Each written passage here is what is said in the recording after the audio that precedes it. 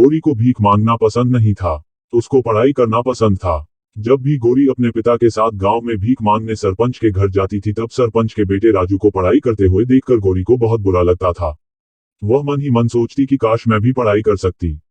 सरपंच की पत्नी रोज गोरी को देख के ताना मारती थी।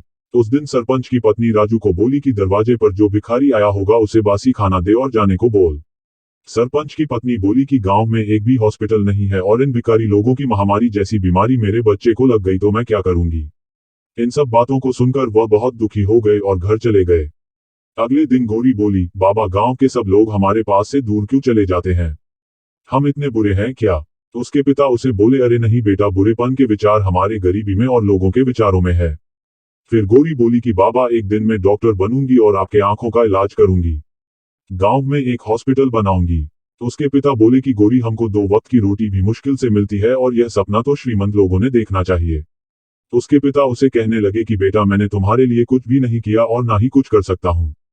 उसी वक्त एक औरत ने बाहर से गोरी को आवाज लगाई और कहने लगी कि गोरी, आज मेरा शौचालय तुम साफ कर दोगी तो मैं तुम्हें 5 रुपए भीख में दूंगी।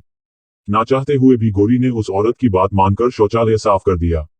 जाहिर सी बात है, इस काम को करते हुए गोरी को बहुत बुरा लग रहा था, उसे बेइज्जती सी महसूस हो रही थी। गोरी ने निश्चय किया कि वो अब किसी भी तरह डॉक्टर बन के दिखाएंगी। फिर एक दिन गोरी उसके पिता को लेकर मंदिर गई और उस मंदिर के पास एक रहीम चाचा रहते थे। गोरी उसके पिता को रहीम चाचा के पास छोड़कर आई।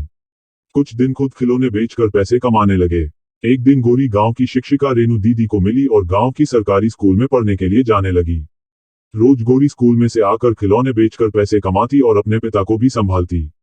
गोरी रात रात भर पढ़ाई करके स्कूल में अच्छे मार्क्स लाके पास होने लगी। यह सब देखकर सरपंच की पत्नी और गांव वाले आश्चर्यचकित हो गए। वह सब गौरी और उसके पिता जगन से जलने लगे। सरपंच की पत्नी सोचती है कि यह भिखारी लड़की कैसे पढ़ाई करके डॉक्टर बनती है, मैं भी देखती हूँ। गौरी हर साल अच्छे मार्क्स लाकर पास होने लगी और रेणु दीदी उसे पढ़ाई में मदद करने लगी। धीरे धीरे साल बदल गया और गौरी अब बड़ी हुई और उसने अपनी मेहनत से पढ़ाई पूरी की। आगे डॉक्टर का शिक्षण और आगे कॉलेज में एडमिशन लेने के लिए उसने एग्जाम दिए और उस एग्जाम में गौरी टॉपर बनी। उसकी सफलता से रेणु दीदी और उसके पिता बहुत खुश हो गए। गौरी उसके पिता को बोली, बाबा मुझे स्कॉलरशिप मिली है। पर गौरी को आगे की पढ़ाई के लिए दूसरे शहर में जाना पड़ रहा था। गौरी उदास हो गई। रेणु दीदी उसे कहने लगी कि गौरी, तू टेंशन मत ले, मैं इधर में सब संभालूंगी, तू शहर जाकर डॉक्टर बनकर वापस आ। रेणु दीदी ने बाप की जिम्मेदारी ले ली, इसलिए वो निश्चित होकर पढ़ाई करने के लिए चली गईं। बहुत समय बीत गया पर गौरी की कुछ खबर नहीं आई। कुछ साल बाद गांव में फिर से महामारी की समस्या आई।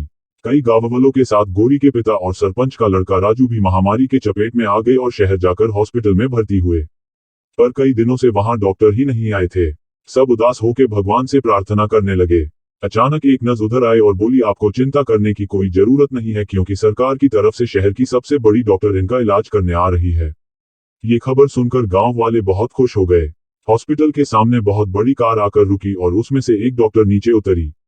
तब गांव के सरपंच ने उस डॉक्टर का माला पहनाकर स्वागत किया। जब डॉक्टर उनके पास आई तो सब आश्चर्यचकित हो गए। वह डॉक्टर कोई और नहीं तो वही लड़की थी जिसे वो भिकारन गौरी के नाम से जानते थे। उसने अपने पिता का आशीर्वाद लिया और सब गांव वालों का इलाज करना शुरू किया। गौरी के इलाज करने के कुछ दिन बाद सब गांव वाले बीमारी से ठीक हो गए। उसने उसके पिता की आंखों का ऑपरेशन किया और आंखों की दृष्टि फिर से उनको लौटा दी। गौरी की मेहनत से वह सब गांव वाले उस बड़ी बीमारी से बच गए।